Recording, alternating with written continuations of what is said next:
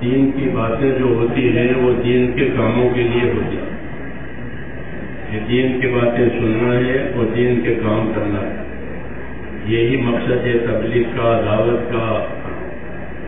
یہ نہیں کہ بات ہو گئی، جلسہ ہو گیا، بہت ہو گئے لوگ اور عمل کے نام پر، تو یہ بات صحیح نہیں. اللہ کو کون سا سننا پسند ہے؟ اور اطاعت یوٹیوب چینل سب سنتے ہیں، غیر بھی سنتے ہیں، اپنے بھی سنتے ہیں، لیکن یہ دیکھنا ہے کہ اللہ کو کون سا سننا پسند ہے، تاکہ ہمارا سننا جو ہے وہ عبادت بنے، دین بنے. ورنہ تو رواج ہے. رواج پر نہ دنیا بنتی ہے نہ آخرت بنتی ہے، بلکہ دنیا تو بگڑتی ہے رواجوں کی وجہ سے. وقت جاتا ہے، مال جاتا ہے، حاصل کچھ نہیں ہوتا. کہ رواج، تو رواج اور طریقوں میں فرق ہے. رواج پر کوئی وعدہ نہیں ہے اور طریقے پر وعدہ ہے، کیونکہ طریقہ سمجھانے کے لیے ہی نبی آتا ہے. وہ لوگوں کو طریقے سمجھانے، اپنی زندگی گزارنے کے، اپنی عبادت کرنے کے، دوسروں کے ساتھ رہنے کے طریقے. طریقوں کا نام دین ہے، اس کے سمجھانے کے لیے نبی آتے ہیں، وہی زندگی میں لانا ہے. تو میں یہ کہنے جا رہا تھا کہ اللہ کو سننا، کہ کون سا سننا پسند ہے. سب سنتے ہیں. فرمایا فبشر عباد الذین یستمعون القول فیتبعون احسنہ اولئک الذین ہداہم اللہ واولئک هم اولو الالباب. کہ بشارت دو میرے بندوں کو، خوشخبری دو میرے بندوں کو.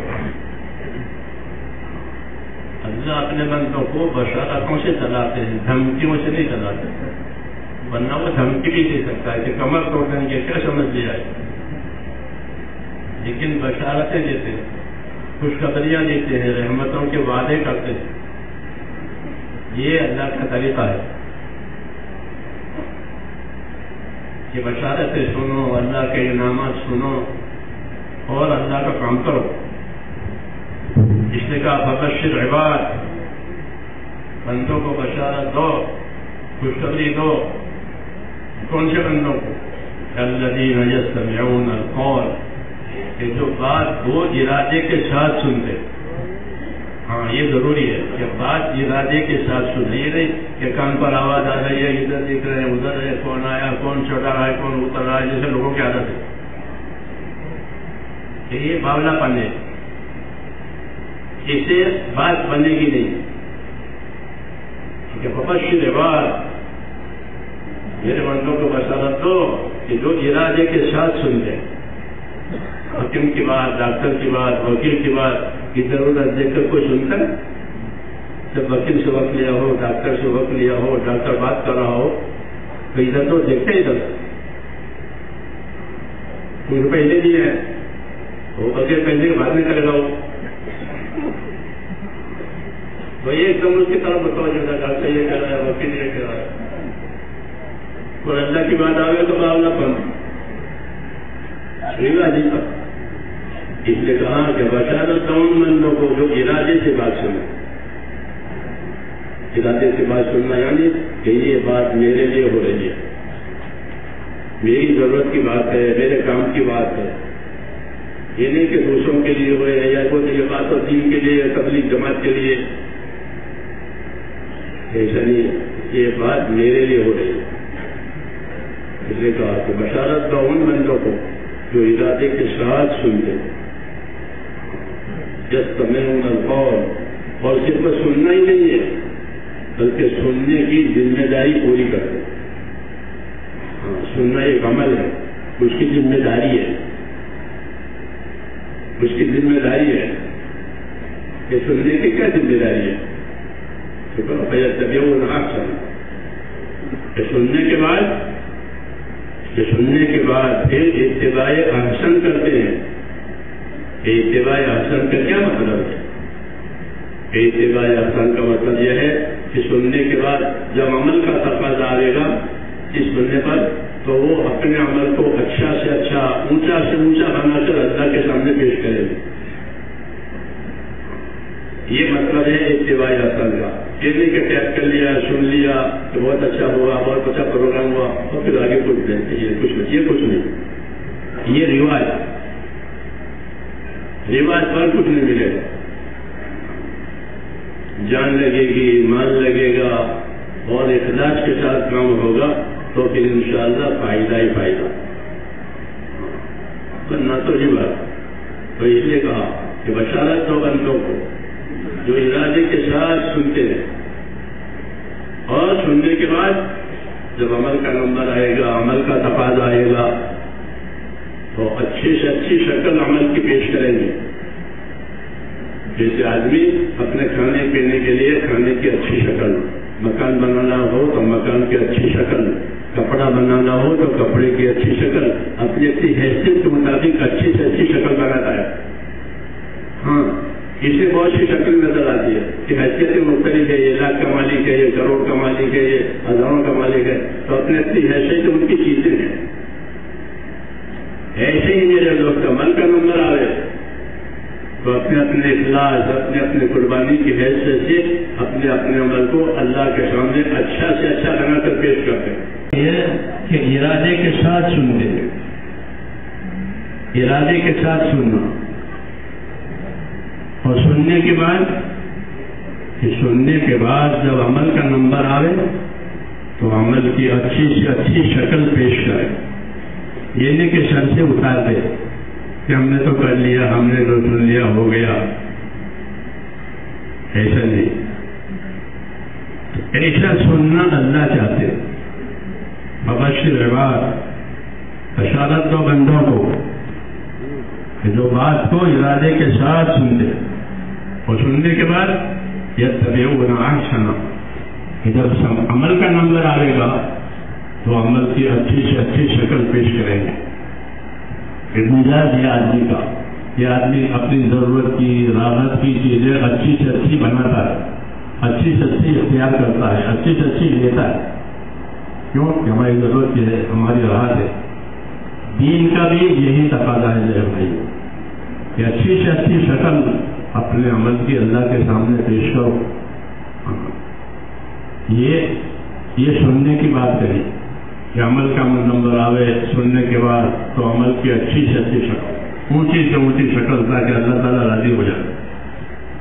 اس لیے کہ اصل تو اللہ تعالیٰ کا راضی ہونا ہے. اللہ بڑے ہیں، ان کا راضی ہونا بھی بڑا ہے. ورضوان من اللہ اکبر، کہ اللہ کا راضی ہو جانا یہ سب سے بڑی بات ہے.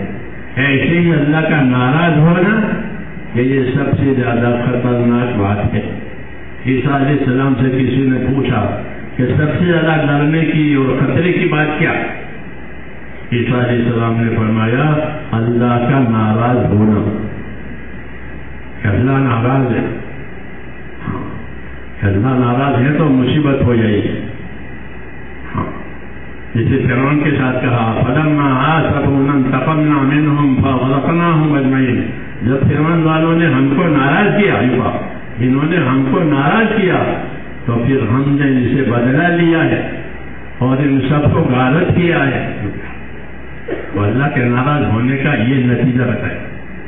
اللہ ناراض ہوئے تو ان کو غارت کر دیا. اس لیے عیسیٰ علیہ السلام نے یہ بات فرمائی تھی کہ اللہ کا ناراض ہونا سب سے زیادہ خطرناک بات، اور اس کا راضی ہو جانا کہ اللہ کا راضی ہونا یہ سب سے بڑی بات ہے. ورضوان من اللہ اکبر، کہ اللہ راضی ہو گیا کہ کامیاب ہو گیا، اللہ تمہارے ساتھ ہو گیا کہ کامیاب ہو گیا. دین اللہ تعالیٰ نے اسی لیے دیا کہ لوگ اللہ کو اپنے دینداری سے راضی کریں، کیونکہ اللہ نے یہ دین ہم کو پسند کر کے دیا ہے. ہاں، ہماری پسندگی پر نہیں چھوڑا، بلکہ فرمایا وَرَضِيتُ لَكُمُ الْإِسْلَامَ دِينًا، میں نے اسلام تم کو پسند کر کے دیا ہے. تو کتنی بڑی بات ہے اللہ پسند کرے کسی چیز کو اور اللہ پسند کر کے دے، تو یہ بڑا شرف ہے، بڑی عزت ہے کہ اللہ تعالیٰ نے ہم کو ایک دین اپنی طرف سے پسند کر کے دیا کہ میں نے یہ آپ کے لیے پسند کیا. جیسے کوئی تاجر دوست ہو کسی کا تو وہ کوئی آئٹم کے بارے میں کہے کہ یہ آئٹم تو میں نے آپ کے لیے پسند کر کے میں لایا ہوں, آپ کے گھر کے لیے لایا ہوں, تو وہ خوش ہو جاتا ہے اپنی دوستی میں کہ آپ کے گھر کے لیے لایا ہوں میں پسند کر کے. یہ مثال ہے کہ اللہ تعالیٰ نے ہم سے فرمایا کہ میں نے پسند کر کے تم کو یہ دین دیا. جب اللہ نے پسند کر کے دین دیا ہے تو سوچو کہ اللہ کو بے دینی سے کتنی ناراضگی ہوتی ہوگی, ہماری بے دینی سے, ہماری بے توجہی سے. ہاں, اللہ کس قدر ناراض کہ میں نے ان کو ایک چیز پسند کر کے دی, انہوں نے اس کا یہ کیا. اس لیے میرے دوستوں سب سے پہلی بات یہ ہے کہ اپنی اپنی کمی کوتاہی پر توبہ کرنے کی ضرورت ہے. ہاں, توبہ کرنے کی ضرورت ہے کہ اللہ کے سامنے توبہ کریں اور اپنی زندگی کا رخ ہم بدلیں. جب اپنی زندگی کا رخ بدلا جائے گا تو پھر اللہ تعالیٰ کی طرف سے بھی حالات بدل جائیں گے. ہاں, اس لیے کہ حالات جو ہوتے ہیں اس کا پیدا کرنے والا اللہ ہے. حالات اللہ پیدا کرتے ہیں. جیسے بچپن اللہ نے پیدا کیا, جوانی اللہ نے بنائی, بڑھاپا اللہ نے بنایا, بیماری اللہ نے بنائی, تندرستی, تو حالات اللہ بناتا ہے. اس لیے حالات کے گیت گانا کوئی صحیح نہیں ہے کہ حالات ایسے ہو گئے, حالات ایسے ہو گئے, حالات ایسے ہو گئے. یہ صحیح نہیں ہے کہ حالات کے گیت گاتے پھرو اور حالات کے صحیح کرنے کی طرف کوئی توجہ نہ کرو. یہ بات صحیح نہیں ہے. اللہ نے رسول اللہ صلی اللہ علیہ وسلم کو رحمت بنا کر بھیجا ہے. حالات کا سارا علاج اس میں ہے کہ حالات کو رحمت بنانے کے لیے سوائے رسول صلی اللہ علیہ وسلم کے طریقے کے اور کوئی طریقہ نہیں ہے اور کوئی علاج بھی نہیں ہے. دنیا کے مالوں سے, دنیا کی جائیدادوں سے, دنیا کے اسباب سے کچھ نہیں ہوگا جب تک کہ اللہ نہ چاہے. اس لیے رسول صلی اللہ علیہ وسلم نے ہم کو ایک قاعدے کی بات بتائی, وہ ہم روزانہ کہتے ہیں. قاعدے کی بات جس کے خلاف نہیں ہوگا, ضابطے کی بات. وہ ضابطے کی بات یہ ہے کہ من اصلح ما بینہ و بین اللہ اصلح اللہ ما بینہ و بین خلقہ, کہ جو لوگ اپنا اور خدا کا معاملہ ٹھیک کر لیں گے تو اللہ ان کا اور مخلوق والا معاملہ ٹھیک کر لے گا. یہ قاعدے کی بات. ہاں, اللہ ایک ہے, اس کا ایک ہی قانون ہے, ایک ہی دستور ہے, اس کی قدرت میں کوئی شریک نہیں ہے, وہ سب کچھ اکیلا کرتا. اس لیے کہا کہ اللہ اکیلا ہے اپنی قدرت میں, اپنے فیصلے میں, اپنے پیدا کرنے میں. وہ اکیلا ہے, اس کا کوئی شریک دخیل نہیں, اس کے مقابل کا بھی کوئی نہیں. اس لیے فرمایا کہ جو لوگ اپنا اور خدا کا معاملہ ٹھیک کر لیں گے تو اللہ ان کا اور مخلوق والا معاملہ ٹھیک کر دے گا. کتنی آسان بات ہے. اللہ کو راضی کرنے کے لیے کوئی ٹائم نہیں لینا پڑے گا کہ ہم کو ٹائم دو, جیسے بڑے بڑے لوگوں سے ٹائم مانگتے ہیں کہ کوئی ٹائم دو تاکہ آپ سے کوئی ملنا ہے. اللہ بہت بڑا ہے, اس کی بڑائی کی کوئی حد نہیں ہے, لیکن اس نے اپنے لیے ایسے دستور نہیں بنائے, بلکہ جب چاہو اللہ سے کہہ سکتے ہو, اللہ سے مل سکتے ہو, مانگ سکتے ہو. ہاں, شکایت بھی کر سکتے ہو, فریاد بھی کر سکتے ہو. سب کو دروازہ کھلا ہوا ہے. بلکہ اس نے تو ہم کو اپنی طرف بلایا ہے کہ میری طرف آؤ, میری طرف بھاگ کے آؤ, فقیرو الی اللہ, میری طرف بھاگ کر کے آؤ. لیکن ہمارا رخ ادھر نہیں ہے. جب ادھر رخ ہمارا نہیں ہے تو اللہ تعالیٰ بھی بے نیاز ہے, اس کو کوئی پرواہ نہیں ہے. اللہ کو کسی کی کوئی پرواہ نہیں. ہاں, یہ بات ضرور ہے کہ جب کوئی اللہ کی طرف بڑھتا ہے, اللہ کو راضی کرنے کی طرف چلتا ہے تو اللہ اس کی ضرور قدر کرتا ہے. ایک کے 10 دے, ایک نیکی کرے تو 10 قدر ہے اللہ کا. اور 10 بھی نہیں, 700 بھی نہیں, ہزاروں نے. کیوں کہ ایسا نیکی کی ہے, اللہ کو راضی کیا ہے تو اللہ اس کی قدر کرتا ہے. اس لیے میرے تو اللہ تعالیٰ کی یہ ذات ہے. اس لیے اللہ تبارک و تعالیٰ اپنی قدرت سے فائدہ اٹھانے کے لیے اللہ کے ہاں ایک ضابطہ ہے اور وہ ہے احکام. اللہ نے ہم کو جو احکام دیے ہیں وہ اس کی ذات سے, اس کی قدرت سے فائدہ اٹھانے کے لیے. زندگی جتنے احکام پر پڑے گی، جتنی زندگی دین پر پڑے گی، اتنی خدا کی قدرت ساتھ دے گی، اور جتنی اس سے ہٹے گی احکام سے، ذمہ داریوں سے، قدرت مخالف ہوگی۔ جب قدرت ہی مخالف ہو گئی تو پھر کوئی سبب کام نہیں کرے گا، کیونکہ قدرت ہی مخالف ہے۔ اس لیے اللہ تعالیٰ نے حضور صلی اللہ علیہ وسلم کو رحمت بنا کر کے بھیجا کہ رحمتوں کو پھیلاؤ، تو رحمت جو پھیلے گی وہ رسول صلی اللہ علیہ وسلم کے طریقوں سے پھیلے، کہ زندگی رسول صلی اللہ علیہ وسلم کے طریقوں پر، جتنے طریقے زندگی میں آئیں گے کہ اتنے رحمتیں ہوں گی۔ زندگیوں کا، طریقوں کا اندر زندگی میں آنا ضروری ہے، سننا یاد کرنا کافی نہیں ہے، بلکہ زندگی میں جیسے دوا، حضرت ہمارے دواؤں کا جس طرح اندر جانا ضروری ہے کہ دوا جب تک اندر نہیں جائے گی نفع نہیں ہوگا۔ آنکھ کی دوا آنکھ میں جائے گی، کان کی دوا کان میں جائے گی، پیٹ کی دوا پیٹ میں جائے گی، تو پیٹ کو نفع ہوگا، آنکھ کو نفع ہوگا، کان کو نفع ہوگا، لیکن دوا اندر گئی نہیں ہے، کہ لے کر کے رکھ رکھی ہے کہ اس سے کچھ نہیں ہو۔ ایسے میرے بھائیوں، دین کا اندر جانا ضروری ہے۔ ایمان اور یقین اللہ تعالیٰ کے ساتھ صحیح ہو جائے گا کہ جو ہوگا اللہ سے ہوگا، اللہ کے غیر سے نہیں ہوگا۔ جب تک یہ ایمان صحیح نہیں ہوگا لوگوں کو حالات ڈرائیں گے، جیسے آج لوگ حالات سے ڈرتے ہیں، حالانکہ ڈرنے کے لیے تو اللہ ہے اور کوئی نہیں ہے۔ ہم تو ایک اللہ سے ڈرو، حالات سے نہ ڈرو، حالات تو اللہ پیدا کرتا ہے، حالات اللہ پیدا کرتا ہے، جیسے رات دن اللہ پیدا کرتا ہے، سردی گرمی اللہ پیدا کرتا ہے، چھوٹی رات بڑی دن، چھوٹے دن بڑی رات، یہ کون کرتا ہے؟ اللہ کرتا ہے، کہ وہی اللہ حالات پیدا کرتا ہے۔ کہ حالات سے ڈرنے کی بات نہیں ہے کہ شیطان حالات سے ڈراتا ہے، اس کا کام ہی یہی ہے۔ تخویف کتابوں میں ہے، تخویف حالات سے ڈرانا۔ حالات سے ڈرنے کا نقصان یہ ہوگا کہ جو حالات سے ڈریں گے وہ دین میں پیچھے رہیں گے، وہ دین میں پیچھے رہیں گے، کیونکہ وہ حالات سے ڈرتے ہیں، عذاب سے نہیں ڈرتے، اور جو عذاب سے ڈریں گے وہ دین میں آگے بڑھیں گے۔ ہاں، ان میں فرق ہے۔ حالات تو اللہ تعالیٰ نے اپنے قبضے میں رکھے ہیں، اور حالات سدھارنا بھی اللہ نے اپنے قبضے میں رکھا۔ وَلَوْ أَنَّ أَهْلَ الْقُرَىٰ آمَنُوا وَاتَّقَوْا لَفَتَحْنَا عَلَيْهِمْ بَرَكَاتٍ مِّنَ السَّمَاءِ وَالْأَرْضِ۔ یہ جواب دیا ہے کہ اگر یہ شہروں میں رہنے والے، بستیوں میں رہنے والے اپنی زندگی ایمان، یقین، تقویٰ، پرہیزگاری پر لائیں گے تو ہم ان کے لیے آسمان سے بھی برکتیں کھولیں گے اور زمین سے بھی برکتیں کھولیں گے۔ حالات کا علاج، ایمان تقوی پر زندگی لاؤ، پرہیزگاری پر زندگی لاؤ، کہ پھر آسمان برکتیں دینے کے لیے تیار ہے، زمین برکتیں دینے کے لیے تیار ہے، برکتوں والی زندگی ہوگی۔ اور جب یہ بات نہیں ہوگی، دین کو پیچھے ڈالا ہے، پھر کوئی برکت نہیں ہے، پھر یہی حالات کا گیت گاتے رہو۔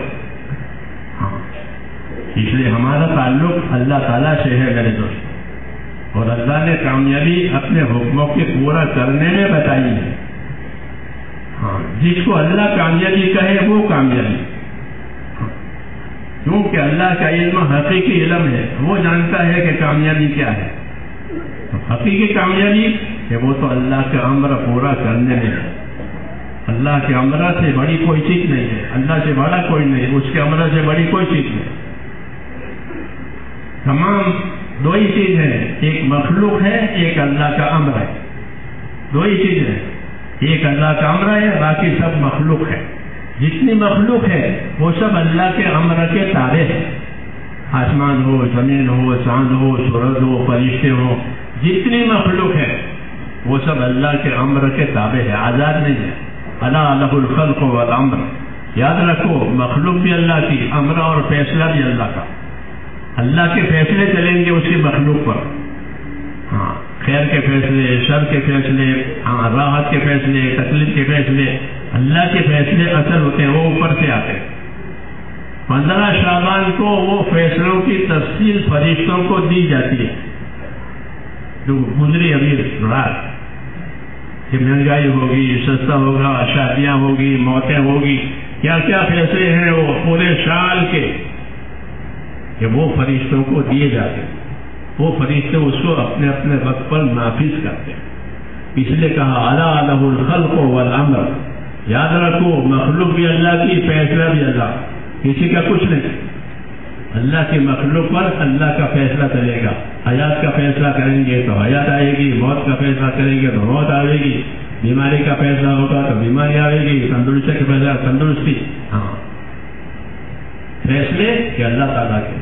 اس لیے میرے دوستوں دعوت کے ذریعے سے دلوں کا رجوع اللہ کی طرف ہو جائے کہ اللہ کے ہاتھ میں سب کچھ ہے. جس کے ہاتھ میں ہے اس سے مانگو، جس کے ہاتھ میں ہے اس سے پوچھو.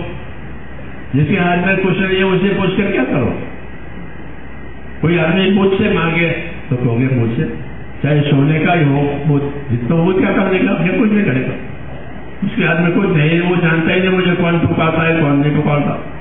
ایسے دنیا کی ہر شکل، دنیا کی ہر سبب اللہ کی قدرت کے سامنے کہتے ہیں کہ بدھ کی طرح سے.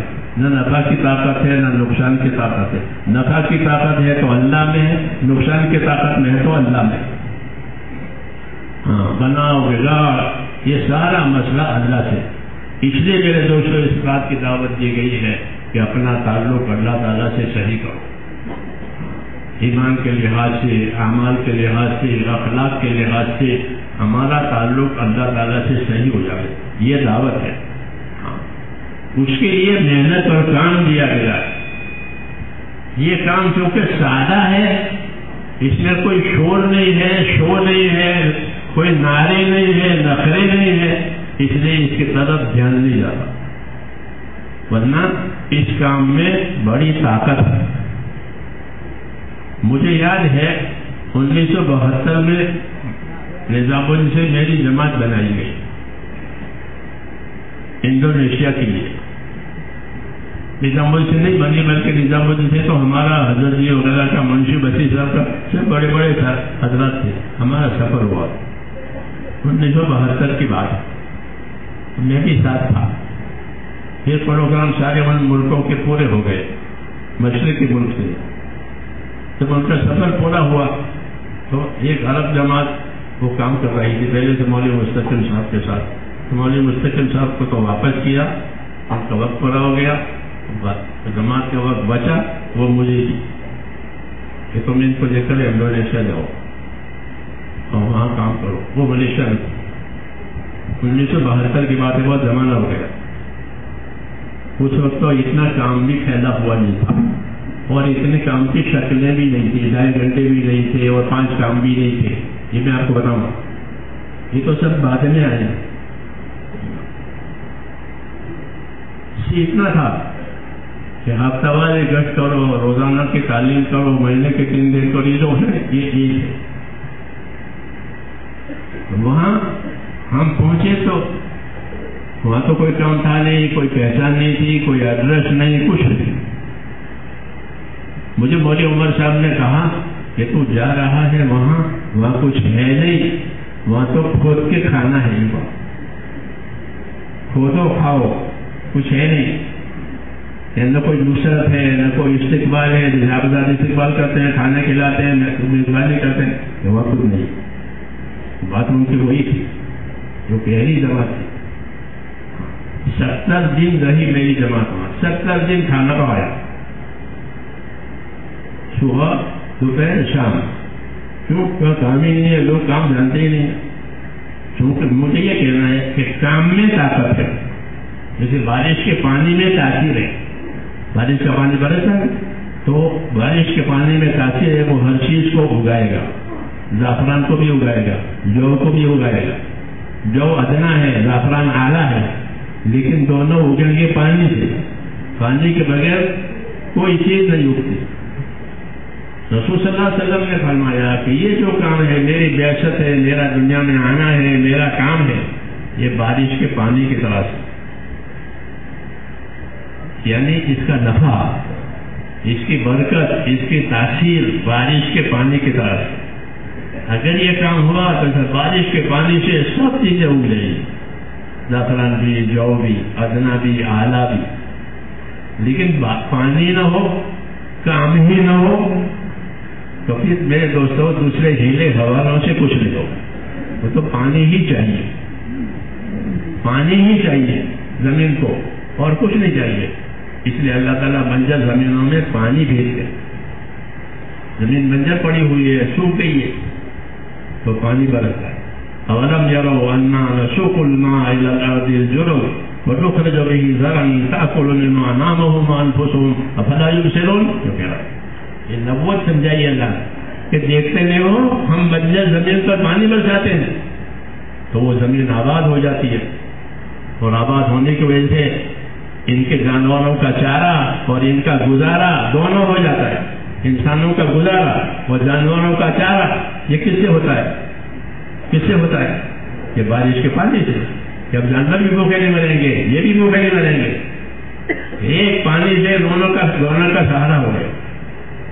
وَلَمْ يَرَوْا أَنَّا نَسُوقُ الْمَاءَ إِلَى الْأَرْضِ الْجُرُزِ فَنُخْرِجُ بِهِ زَرْعًا تَأْكُلُ مِنْهُ أَنْعَامُهُمْ وَأَنْفُسُهُمْ أَفَلَا يُبْصِرُونَ. یہ دیکھتے نہیں ہو ہم بنجر زمین پر پانی برساتے ہیں، وہ زمین آباد ہو جاتی ہے، وہ اپنی خیرات نکالتی ہے. جب وہ خیرات نکالتی ہے تو ان کا گزارا ہو جاتا ہے، انسانوں کا اور ان کے جانوروں کا چارہ بھی ہو جاتا ہے. یہ نبوت کی مثال ہے کہ نبی جو کام لے کر کے آئے گا وہ کام ایسا ہوگا جیسے بارش کا پانی. یہ پانی برس گیا دلوں کے اوپر، ہر دلوں کے اندر وہ خیر ہو گئی. ہاں، پھر لوگ مائل ہوں گے، دل مائل ہوں گے کام کی طرف، لیکن کام ہونا چاہیے. شور شرابہ ہو اس سے کچھ نہیں ہوتا، کام ہو.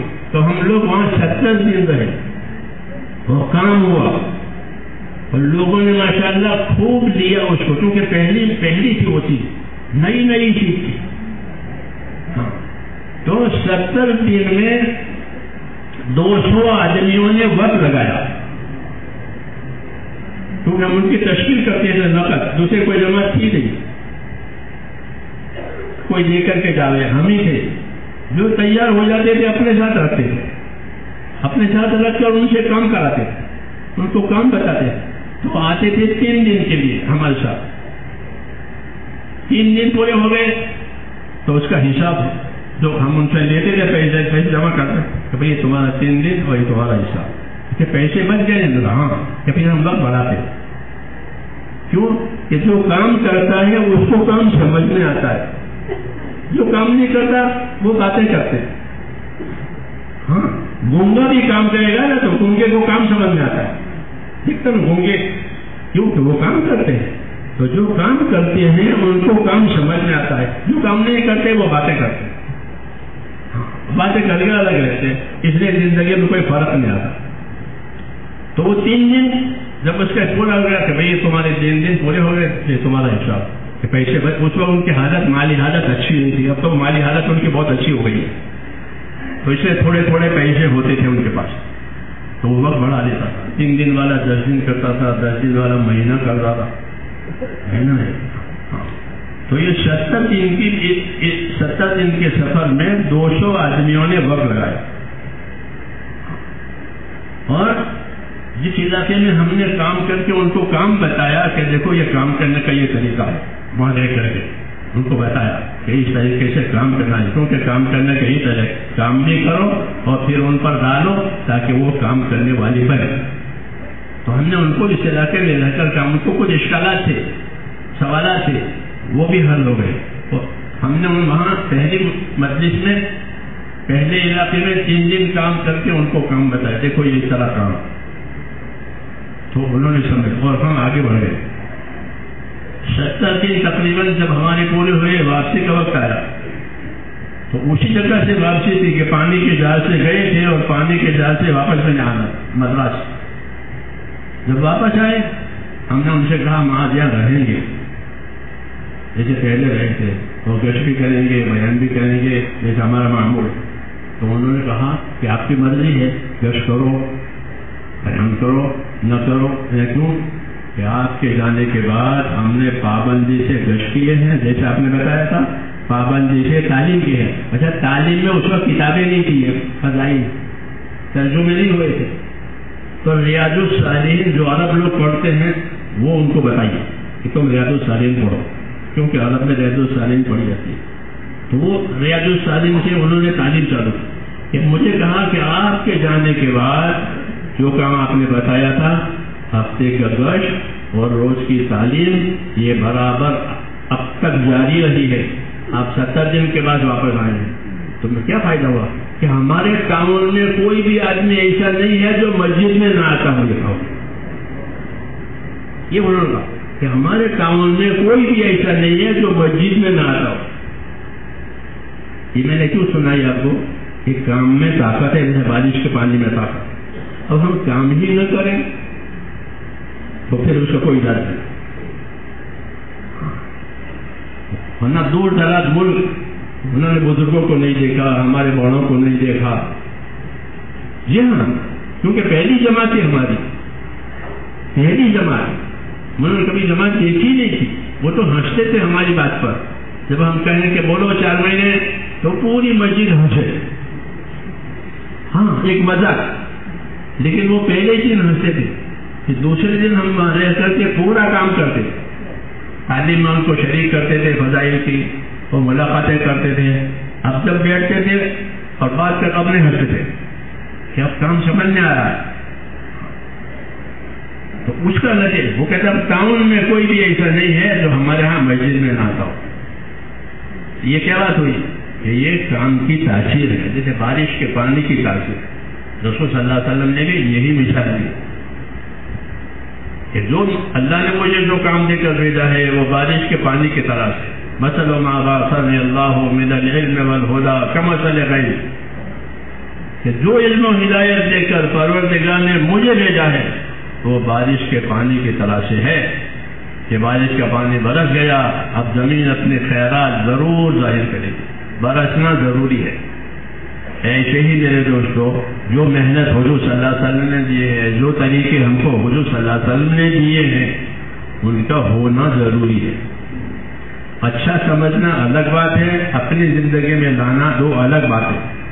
عام طور پر ہوا کیا ہے کہ ایک کام کو اچھا سمجھ لیا ہے، بہت اچھا کام ہے، بہت اچھا کام ہے، ہم بھی کام میں ہیں، ہم بھی ساتھ ہیں، کہ یہ کافی نہیں ہے. یہ کافی نہیں ہے. اچھا سمجھنا، کچھ ساتھ دے دینا، کچھ حمایت کرنا، کہ یہ ناقص بات. دیکھو ابو طالب نے بھی ساتھ دیا حضور صلی اللہ علیہ وسلم کا، چٹا ہے، اور آپ کی حمایت بھی کی، لیکن اللہ کے یہاں پسند نہیں آیا. ہاں کیوں؟ کہ انہوں نے آپ صلی اللہ علیہ وسلم کو اپنے طریقے پر نہیں ڈالا. تو آج بھی یہی بات ہے نا، اچھا سمجھنا، پسند کرنا، یہ کافی نہیں ہے. یہ تو ہے، یہ کام اچھا ہے، وہ تو غیر بھی کہتے ہیں. اب تو تعصب ہو گیا ہے، ورنہ غیر بھی کہتے تھے کہ یہ کام سب سے اچھا ہے، جس کو ہونے دو. چنانچہ دنیا کے ملکوں نے اس کام کے لیے دروازے کھولے. ہاں جیلوں میں جاتے ہیں سمجھانے کے لیے جماعتیں، وہ جیلوں میں جگہ دیتے ہیں کہ ہماری جیل میں آ کر بات سمجھاؤ. ہمارے دلی میں بھی جیل میں جماعت جاتی ہے، پہلے پڑا بنی ہوئی جماعتیں جیل میں جاتے ہیں. وہ کہتے ہیں کہ جیل میں آؤ اور ان کو سمجھاؤ. معلوم کر لینا. رمضان میں اور جیل میں تراویح بھی ہوتی ہے، یہاں افطاری بھی ہوتی ہے. کل ہی مجھے بتا رہے تھے وہ کہ تہاڑ میں، جو تہاڑ جیل ہے نا ہمارے دلی کا، جی ہاں، کہ وہاں کیونکہ کام جاری ہے. ہمارے چودھری صاحب تھے، انہوں نے ماشاءاللہ اس پابندی سے اس کام کو معذور ہو گئے، تو ان کے بیٹے وغیرہ اب بھی جاتے ہیں. کیوں؟ کہ وہ جانتے ہیں کہ اس کا فائدہ ہوتا ہے. یہ بارش کے پانی کی طرح سے ہے، اس میں فائدے کے سوا کوئی دوسری چیز ہے ہی نہیں. لیکن شرط یہ ہے کہ وہ ہماری زندگی میں آئے. ہاں اس لیے میرے دوستوں اس کو اپنی زندگی میں لانا ہے کہ یہ ذمہ داریاں ہیں. اور ذمہ داری کا اثر یہ ہے کہ جتنی ذمہ داری پوری کی جائے گی اتنی مدد ہے. ذمہ داری کو ذمہ داری سمجھنا کافی نہیں ہے، بلکہ ذمہ داری کو ذمہ داری سمجھ کر اس کو اپنی زندگی میں لانا. اگر اپنی زندگی میں نہیں لائیں گے تو اچھا سمجھ کر بیٹھے رہیں گے کہ بہت اچھا کام ہے، بہت ضروری کام ہے، پھر کچھ نہیں. ایسا نہیں ہے، بلکہ جان اور مال اللہ تعالیٰ نے مسلمان کو جان اور مال جو دیا ہے وہ کس کام کے لیے دیا ہے؟ کس حقوق کے ادا کرنے کے لیے دیا. تو ہمارے ہاں یہ بات ہے کہ مسلمان کا مال اور اس کی جان، اس کا سب سے پہلا حق وہ دین کا حق ہے. پہلا حق کہ مسلمان کی جان مال اس کے دین کے لیے ہے. جی ہاں، ان اللہ اشتری من المؤمنین انفسهم واموالهم بان لهم الجنہ. اللہ تعالیٰ نے جنت کے بدلے میں مسلمانوں کی جان مال کو خریدا ہے کہ وہ جنت والے اعمال کریں گے، جنت والے کام کریں گے جان مال سے، اور اللہ ان کو جنت دے گا. یہ معاملہ ہے کہ ہماری جان مال میں سب سے پہلا حق وہ اللہ تعالیٰ کے دین کا ہے. ہم نے دین کو پیچھے کیا ہے. ہاں، اپنی خواہش، اپنی راحت، اپنی ضرورت ان کو آگے کیا ہے اور دین پیچھے ہو گیا. تو اللہ تعالیٰ کو اس سے شکایت ہے، اللہ راضی نہیں ہے. بل تؤثرون الحیات الدنیا، تم تو زندگی کو، دنیا کی زندگی کو جھکتا دیتے ہو. اللہ کہتے ہیں کہ دنیا کی زندگی کو جھکتا دیتے ہو اور دین کو اونچا دیتے ہو. یہ انصاف نہیں ہے، یہ انصاف نہیں ہے کہ دنیا کو تو جھکتا دو، کہ دنیا کے کام کو آگے کرو. علماء نے لکھا ہے کہ جب تک لوگ دین کے کام کو آگے نہیں کریں گے وہ خیر نہیں پائیں گے، اور جب لوگ دنیا کو آگے کریں گے، دین کو پیچھے کریں گے، تو پھر ان کے لیے کوئی خیر نہیں. یہی تقابل ہوتا ہے اور کچھ نہیں. ایک تقابل ہے کہ ایک طرف دنیا کام آتا ہے، ایک طرف دین کا کام آتا ہے. جب تقابل ہوتا ہے تو ایسے وقت میں دین کو آگے کرنا ضروری ہے. جب دین کو آگے کرو گے تو دین دنیا کے کاموں کی بھی رہبری کرے گا، کیونکہ دین رہبر ہے، دین راستہ دکھانے والا ہے. ہاں، دنیا راستے پر چلنے والی ہے، اس لیے دنیا کی ہر حیثیت کے آدمی کو دین کی ضرورت ہے. حاکم ہو، تاجر ہو، زمیندار ہو، مالدار ہو، ہر آدمی کو دین کی ضرورت ہے کہ مجھے دین کیا کہتا ہے، تاکہ وہ اپنے حالت میں کامیاب ہو جائے. اگر وہ اپنی حالت میں دین نہیں رکھتا ہے تو وہ کسی حال میں کامیاب نہیں ہوگا. اس سے پہلے اللہ تعالیٰ نے پہلی امتوں کے حالات سنائے کہ پہلی امتیں کیوں نامراد ہوئی. وہ تو اسباب والی تھی. اللہ نے کہا ان کے پاس تو اتنے اسباب تھے کہ اتنے اسباب تو تمہارے پاس ہے نہیں آئے، یہ کہا. لیکن انہوں نے دین نہیں لیا. جب انہوں نے دین نہیں لیا تو اسباب سے وہ کامیاب نہیں ہوئے. اس لیے اللہ تعالیٰ نے ان کے قصے سنایا. قارون کا قصہ سنایا، فرعون کا قصہ سنایا کہ فرعون ملک والا، یہ مال والا، یہی دو بڑی طاقتیں ہوتی ہیں دنیا میں، ملک کی، مال کی. تو بتایا کہ یہ پھسٹی ہے، نکمی چیز ہے اگر دین نہیں ہے. ہاں، لوگ دھوکہ ضرور کھائیں گے ملک و مال کی وجہ سے، کیونکہ ملک و مال میں ایک چمک ہے، ملک و مال میں ایک کشش ہے، ایک چمک ہے، ایک کشش ہے عہدوں میں، مالوں میں. ہاں، تو ان کی طرف لوگ رجھیں گے، لوگ جھکیں گے. لیکن جب اس کا نتیجہ آئے گا تو پھر ان کو پچھتاوا ہوگا. کہتے ہیں کہ قارون جب اپنی سواری کے ساتھ نکلتا تھا تو لوگ جو نادان ہوتے تھے وہ اشش کرتے تھے، کیا قارون کتنا نصیب دار ہے، کتنا نصیب دار ہے. یوں کہتے یا لیت لنا مثل ما اوتی قارون انه لذو حظ عظیم. کتنا اچھا ہوتا کہ ہمارے ساتھ بھی اللہ کا وہی معاملہ ہوتا جو قارون کے ساتھ ہے، کہ وہ تو بڑا نصیب دار ہے. اس کو نصیب دار کہتے تھے، اس کو نصیب دار کہتے تھے. اس زمانے میں جو دیندار تھے وہ فرماتے تھے کہ اللہ تمہارا بھلا کرے. تمہیں پتہ نہیں ہے کہ انجام کے لحاظ سے آدمی نیک وقت ہوتا ہے اور بد وقت ہوتا ہے. انجام کو دیکھو، اس کا انجام کیا ہوگا. اگر اس کا انجام صحیح ہے تو یہ نصیب دار ہے، اور اس کا انجام صحیح نہیں ہے تو یہ پھر یہ بد نصیب ہے. اس لیے میرے دوست دین کی سمجھ ہونا ضروری ہے. جب دین کی سمجھ ہوگی تو آدمی نتیجے کو دے گا کہ اس کا نتیجہ کیا آئے گا، بے دینی کا کیا نتیجہ ہے، دین کا کیا نتیجہ ہے.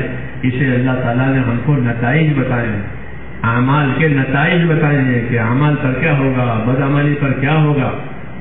وہی اصل ہے، حالات اصل نہیں ہے کہ حالات تو بدل جائیں گے، یہ اصل ہے. اس لیے اللہ تبارک و تعالیٰ نے ہم کو میرے دوستوں اعمال کی رہبری کی ہے کہ تم اپنی کامیابی اپنے عملوں سے بناؤ اور اپنے عمل کو ٹھیک کرو. ہم عمل کو رسمی طور پر ادا کر دیں، نماز ہو، روزہ ہو، حج ہو، رسمی حالانکہ نماز، روزہ، زکوٰۃ جتنے اعمال ہیں اس کی بنیادیں ہیں، اس کی بنیادیں ہیں کہ اس کی بنیادیں صحیح ہو جائے تو پھر اس کے نتائج صحیح ہو جائیں، پھر نماز کے بڑے بڑے نتائج ہوں گے کہ نماز سے اونچی تو اسلام میں کوئی چیز ہے ہی نہیں۔ علماء نے لکھا ہے کہ نماز اور حج یہ تو اسلام میں بڑی عبادت ہے، باقی دوسری عبادتیں لوگ بھی کرتے ہیں، لوگ روزہ بھی غیر لوگ بھی روزہ رکھتے ہیں، صدقہ خیرات بھی وہ کرتے ہیں، لیکن نماز اور حج یہ دو بڑی بات۔ نماز کی حیثیت بڑی اونچی ہے۔ ابراہیم علیہ السلام کی دعا دیکھنا قرآن شریف میں، ایک سورت نازل ہوئی ہے سورہ ابراہیم قرآن پاک میں، لیکن قرآن کے پڑھنے والے تھوڑے اور سمجھنے والے تو اور بھی تھوڑے۔ یہ شکایت ہے کہ میری قوم نے قرآن کو چھوڑ دیا، ان قوم اتخذوا ھذا القرآن مہجورا، کہ میری قوم نے قرآن کو چھوڑ دیا ہے، یہ شکایت ہے۔ یہ قرآن نے کیا کہا ہے پتہ نہیں۔ ہاں، دوسری زبان سیکھتے ہیں ڈگریاں لینے کے لیے، عربی نہیں سیکھیں گے دین سمجھنے کے لیے۔ ہمارے ابھی مذاکرے میں کہ فلانی کتاب کا ترجمہ کرو، حیات صحابہ کا ترجمہ کرو، یہ مسئلہ ہے ہمارے وہاں مشورے میں۔ کیا رائے ہے؟ میں نے کہا ترجمہ کرنے کی ضرورت نہیں ہے، حیات صحابہ کی بڑی کتاب ہے، آسان نہیں ہے۔ پھر کیا کہ میں کہوں عربی سیکھو، حیات صحابہ عربی میں لکھے ہوئے، عربی سیکھو، عربی پڑھو، تاکہ دوسری لینگویج دوسری زبانیں سیکھتے نہیں رہتے لوگ۔ روٹی کے لیے یونیورسٹیوں میں روٹی کے لیے دوسری زبانیں سیکھتے ہیں، کوئی انگریزی لیتا ہے، کوئی فرانسی لیتا ہے، کوئی فارسی زبان لیتا ہے یونیورسٹیوں میں، لیکن دین کے لیے عربی سیکھنا یہ نہیں ہے۔ سنو کتنا ظلم ہے، کتنا ظلم ہے کہ جس دن پر اللہ نے ہماری کامیابی رکھی ہے اس کا سیکھنا ہی نہیں۔ تو اسے اللہ کی ناراضگی کا اندازہ لگاؤ، اللہ کو یہ بات کتنے ناراض۔ اس لیے میرے دوستوں اللہ کے راضی کرنے کا ایک ہی طریقہ ہے، وہ یہ ہے کہ اللہ کے دین کے مددگار بنو، اللہ کے دین کو سیکھو، اس کو سکھاؤ اور اس کی مددگار بنو۔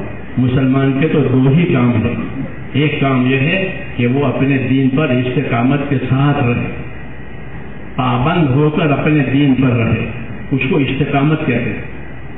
یہ استقامت اور پابندی کا حکم اللہ نے نبیوں کو بھی دیا ہے۔ نبی سے کہا کہ جو کام آپ کو دیا گیا ہے آپ اس کے پابند رہیں، حالانکہ وہ تو پہلے سے پابند ہے، وہ تو ہے ہی اس کام کے لیے، پھر بھی ان کو پابند کرنے کی تاکید آئی ہے۔ فاستقم کما امرت ومن تاب معك، حضور کو حکم ہے کہ اے نبی جو بات آپ کو کہی گئی ہے، جو کام آپ کو دیا گیا ہے آپ اس کے پابند رہیں، اور جو آپ پر ایمان لائے ہیں ہم وہ بھی پابند رہے۔ تو امت کو بھی پابندی کا حکم ہے اور نبی کو بھی پابندی کا حکم ہے۔ اب آپ سوچو ہماری کتنی پابندی ہے، کتنی پابندی؟ کچھ نہیں ہے، کچھ نہیں ہے۔ ہاں، غفلت ہے، غفلت ہے، اور غفلت نے نشہ کا کام کیا ہے کہ ہماری غفلت ایسی ہو گئی ہے جیسا نشہ ہو گیا۔ حدیثوں میں کہ لوگوں پر دو نشے چڑھیں گے، ایک جہالت کا، ایک عیش کا۔ جہالت کا نشہ، ہاں جہالت کا معنی یہ نہیں کہ دستخط کا نہیں آتا، جاہل اس کو نہیں کہتے، کسی کو لکھنا نہیں آتا، پڑھنا یا بولنا، جاہل اس کو کہتے ہیں جس کو حقوق کی خبر نہ ہو، اس کو جاہل کہتے ہیں۔ جاہل کون؟ کہ جس کو حقوق کی خبر نہیں ہے کہ اللہ کے کیا حقوق ہے، رسول کے کیا حقوق ہے، اور دنیا میں مجھ پر کیا کیا حقوق ہے، میری ذات کا مجھ پر کیا حق ہے، اس کی خبر نہیں ہے۔ تو جس کو حقوق کی خبر نہ ہو وہ جاہل ہے، چاہے ڈگری رکھتا ہو وہ الگ ہے، وہ دوسری لائن ہے۔ لیکن ہمارے ٹیم میں جہالت اس کو کہتے ہیں کہ جس کو حق کی خبر نہ ہو۔ نبی اس لیے بھیجا جاتا ہے کہ وہ بتاوے کہ تمہارے اوپر کیا کیا حق ہے، کہ دنیا حقوق ادا کرنے کی جگہ ہے، آخرت بدلہ پانے کی جگہ ہے۔ جو حقوق ادا کر کے جائے گا وہ بدلہ پائے گا، جس نے حقوق برباد کیا ہے اس کو کیا بدلہ ملے گا؟ حقوق سمجھنے کے لیے دین آیا ہے، دین سیکھیں گے، دین پڑھیں گے تو پتہ چلے گا کہ ہمارے اوپر کیا کیا حقوق ہے. مطلب یہ خبر ہی نہیں ہے تو پھر اندھے ہیں. ہاں، اندھے کی طرح چلے گا جان کس کی طرف جا رہا ہے کچھ پتہ نہیں، جب تک کوئی ہاتھ پکڑ کے نہ لے جائے. اس لیے میرے دوستوں، اپنے اس اندھاپن کو دور کرنے کے لیے اللہ تعالیٰ نے ہم کو دین دیا. ہماری تبلیغ میں علم و ذکر ہے. تیسرا نمبر وہ اسی حالت کو دور کرنے کے لیے ہے کہ اپنی زندگی کو علم پر لاؤ. ہاں، اپنی زندگیوں کو علم پر لاؤ. حضرت فرماتے تمہاری کمائیوں کو علم پر لاؤ. اب تو تمہاری کمائیاں ہوس پر جا رہی ہے، میں زیادہ کماؤں. ایک ہے تو 2 دکان ہو جاویں.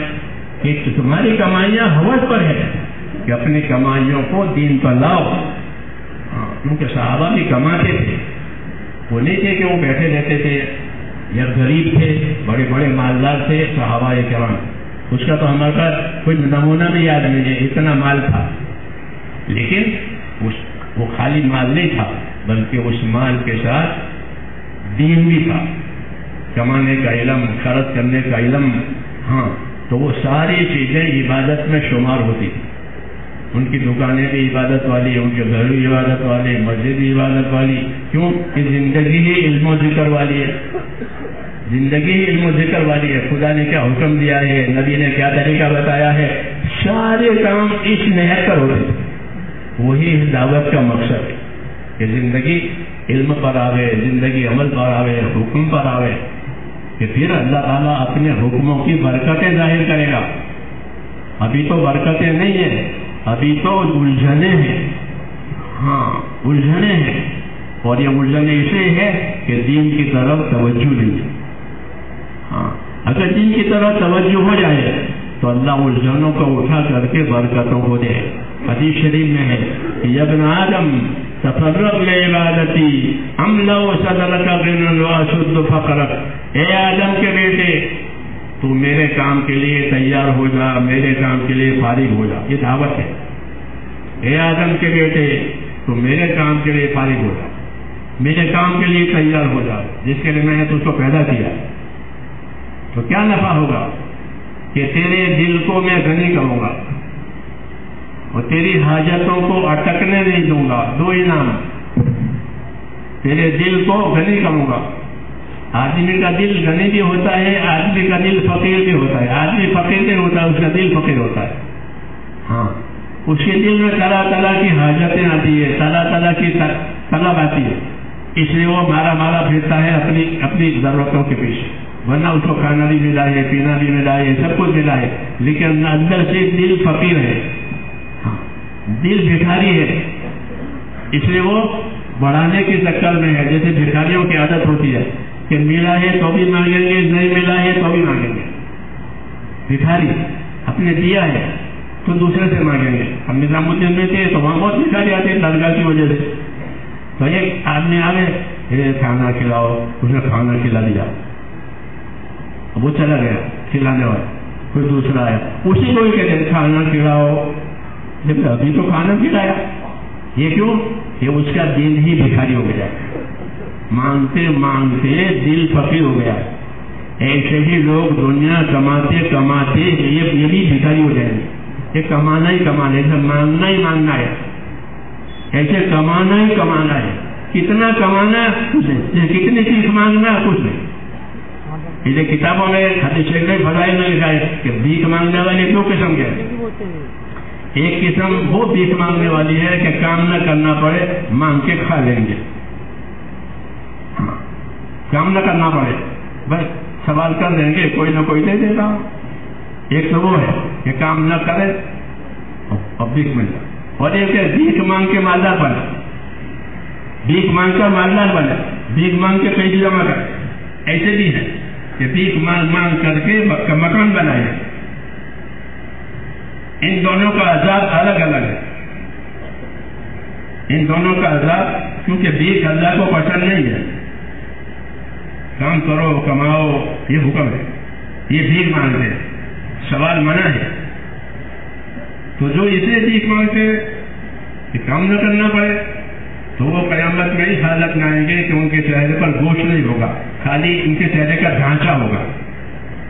یہ کون ہے؟ یہ بھیک مانگنے والے، اگر کام نہ کرنا پڑے. دوسرے وہ بھیک مانگنے والے جو مالدار ہونے کے لیے بھیک مانگتے تھے کہ ان کے پیٹوں میں آگ ہوگی، یہ مالدار بننے کے لیے بھیک مانگتے. تو میرے بھائیوں، یہ بھیک کی وجہ ہے ایسے ہی وہ مالداری کہ مالدار بننے کے لیے مالداری، حالانکہ مالدار بننے کے لیے مالداری نہیں ہوتی، حقوق ادا کرنے کے لیے مالداری ہوتی ہے. مالداری کیوں ہوتی ہے؟ حقوق ادا کرنے. اللہ نے مال کو حقوق ادا کرنے کے لیے پیدا کیا، مال کو مالدار ہونے کے لیے پیدا کیا کہ مالدار بنو. اس لیے حدیث میں ہے کہ مالدار ہو کر مال جمع کرنے والا نادان ہے. مالداری کے لیے مال جمع کرنے والا تاکہ میں مالدار بنوں، فرمایا یہ نادان ہے. نادان اس لیے ہے کہ جب تک مال خرچ نہیں ہوتا مال کا فائدہ نہیں ہوتا. یہ تو آپ بھی مانیں گے نہیں مانیں گے؟ آپ کے جیب میں پیسے ہیں تو کیا آپ کی بھوک دور ہو جائے گی؟ بولو کہ میرے جیب میں پیسے ہیں، بلکہ پیسے خرچ کرو گے تو بھوک دور ہوگی. آپ بیمار ہیں اور آپ کے پاس پیسے ہیں تو آپ اچھے ہو جاؤ گے. یہ پیسے خرچ کر علاج کرو گے تو اچھے ہو جاؤ گے. تو یہ تو جمع کر رہا ہے، تو جمع کر کے اپنے اوپر فائدے کا دروازہ بند کر رہا ہے. یہ نبی کہہ رہے ہیں کہ جو جمع کرتے ہیں وہ اپنے اوپر مال کے نفع کو بند کر رہے ہیں کہ جمع کر کے رکھو. تو جمع کرنے سے تو کوئی فائدہ نہیں ہوتا، خرچ کرنے سے فائدہ ہوتا. چاہے اپنی ضرورت کے لیے خرچ کرو، کسی ضرورت سے خرچ کرو، جب تک یہ خرچ نہیں ہوتا فائدہ نہیں ہوتا. تو اللہ اور رسول خرچ کرنے کی دعوت دیتے ہیں، جمع کرنے کی دعوت نہیں دیتے. کیوں کہ خرچ کرنے سے ان کا فائدہ ہے. دنیا کے لیے خرچ کریں گے تو دنیا کا نفع ہوگا، اپنے مکان پر مال خرچ ہے مکان بن جائے گا، دوا کے لیے خرچ علاج ہو جائے گا. اور دین کے لیے خرچ کیا تو دین کا تقاضا پورا ہو جائے گا. کہ مال کو خرچ کرنے سے ہی نفع دیتا ہے. اب جو جمع کر کے بیٹھے ہیں تو وہ تو مال کا نفع نہیں اٹھاتے بلکہ مال کی حفاظت کرتے ہیں. مال کو سنبھال کے بیٹھے ہیں، ان کو تو سنبھالنے کا بوجھ ہے کہ کسی کو پتہ نہ چلے، چوروں کو پتہ نہ چلے، حکومت کو پتہ نہ چلے، دوستوں کو پتہ نہ چلے. بس دوست قرض مانگے کہ حکومت ٹیکس مانگے کہ چوری کریں گے. ہاں حدیث نے فضائل میں لکھا یہ سب فضائل میں لکھا ہے کہ جمع کرنے والوں کے ساتھ یہ آفتیں ہیں. مال کے ساتھ یہ چوری کرنے کا تو پھر حکومت دیکھے گی تو وہ بھی ہاتھ بڑھائے گی. جی ہاں، پھر دوست دیکھیں گے تو وہ قرض مانگیں گے، اور نہیں دیکھیں گے تو ناراض ہو جائیں گے کہ دیکھو ہماری ضرورت پر بھی قرضہ نہیں اور دوستی ہے. ایک جھگڑے جمع کرنے کی باتیں، حضرت شیخ کی باتیں پڑھنے کی باتیں. اسلام کہتے ہیں فضائل پڑھو، اللہ کے راستے میں نکلو، فضائل پڑھو. ساتھ بات کر رہا ہوں، دیکھو کتنی رہبری ملتی ہے. نہ اللہ کے راستے میں نکلنا ہوگا، نہ فضائل سمجھنا ہوگا، تو دنیا میں دین کا کیا نفع ہے، دین کا کیا نقصان ہے، کچھ پتہ نہیں چلے گا. اور یوں ہی زندگی گزر جائے گی اور جو کمایا ہے وہ پڑا رہے گا. ہاں حضور نے فرمایا اس طریقے کہ آدمی چھوڑ کے جائے گا، ساتھ تو نہیں لے جائے گا، ساتھ تو وہ لے جائے گا جو اسے اللہ کے نام پر اللہ کے کام پر لگا. اس لیے میرے دوستوں یہ دعوت ہے کہ اللہ تعالیٰ نے جان کو، مال کو، عقل کو، سمجھ کو ہم کو بطور امانت کی دی ہے. یہ چیزیں اللہ کی نعمتیں بھی ہیں اور یہ چیزیں اللہ کی امانتیں بھی ہیں. اس کو کہاں لگانا ہے؟ تو ایک تو ہے ہماری ضرورت، ہماری راحت کہ اس پر ضرور لگاؤ، راحت پر لگاؤ، ضرورت پر لگاؤ. اور ایک ہے زندگی کا مقصد. دو چیزیں ہوتی ہیں، ایک زندگی کی ضرورت، ایک زندگی کا مقصد. تو سب سے زیادہ توجہ کہ وہ زندگی کے مقصد ہے کہ زندگی کا کیا مقصد ہے. تو اللہ نے فرمایا کہ میں نے بندوں کو عبادت کے لیے پیدا کیا ہے، عبادت ان کی زندگی کا مقصد ہے، باقی ان کی زندگی کی ضرورت ہے، راحت ہے. وہ تھوڑی ہوتی ہے، تھوڑے وقت کے لیے ہوتی ہے. ضرورت تھوڑی ہوتی ہے، تھوڑے وقت کے لیے ہوتی ہے، لیکن جو مقصد ہے وہ تو اصل ہے. تو میرے بھائیوں، دین اور اللہ کی عبادت اور اللہ کی اطاعت یہ تو زندگی کا اصلی مقصد ہے. زندگی اسی کے لیے دی گئی ہے کہ یہاں اللہ کی اطاعت کی جائے اور اطاعت پوری کی جائے اطاعت پوری کی جائے، کیونکہ اطاعت کے بغیر رحمتیں نہیں ہوگی. اگر اطاعت ہوتی ہے تو رحمتیں ہوتی ہے، اطاعت نہیں ہوتی تو رحمتیں ہوگی. اطیعوا اللہ واطیعوا الرسول لعلکم ترحمون. اطاعت کرو اللہ کی، اطاعت کرو اس کے رسول کی، تاکہ تم پر رحم ہو جائے. تو رحمت کے لانے کا راستہ جمع کر کے بیٹھنا نہیں ہے، یا دین کے کاموں میں پیچھے رہنا نہیں ہے. یہ تو میرے دوستوں محرومی کا راستہ بتایا گیا ہے کہ جب دین کا کام آوے، دین کا تقاضا آوے، عبادت کا تقاضا آوے، آدمی پیچھے رہے. کہ یہ نبیوں کا طریقہ نہیں ہے. نبیوں کا طریقہ کیا ہے؟ انہم کانوا یسارعون فی الخیرات ویدعوننا رغبا ورہبا. کہ انبیاء کرام نیکی کے کاموں میں اپنے آپ کو تیز کرتے تھے، نیکی کاموں میں جلدی کرتے تھے.